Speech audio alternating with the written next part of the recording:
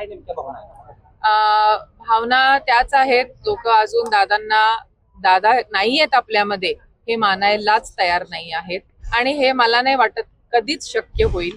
नेहमी प्रत्येकाला असं वाटत राहतं की आता कुठून तरी दादांचा आवाज येईल, दादांना फोन येईल दादांचा, की बाबा हे काम राहिले, ते काम राहिले, इथली झाडं जळालेली आहेत, या रस्त्यावरती खड्डे आहेत, इथल्या गावाला पाणी पुरवठा झालेला नाही आहे.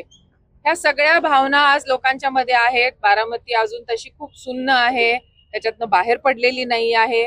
परंतु आता आपल्याला या निवडणुकीला 23 तारखेला आपल्याला सामोरं जावं लागणार आहे. वहिनींना भरघोस मतदान करावं लागणार आहे.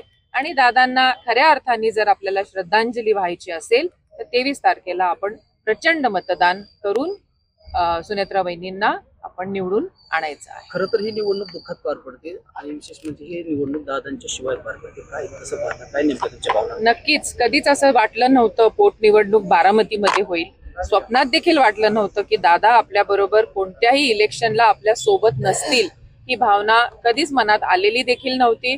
आणि नक्कीच आज दादांची खूप आठवण येते आणि एक मनात तीच भावना आहे की जे काय घडलं ते घडायला नको होतं आणि दादा परत यावे, आपल्यामध्ये यावे, हीच मनापासून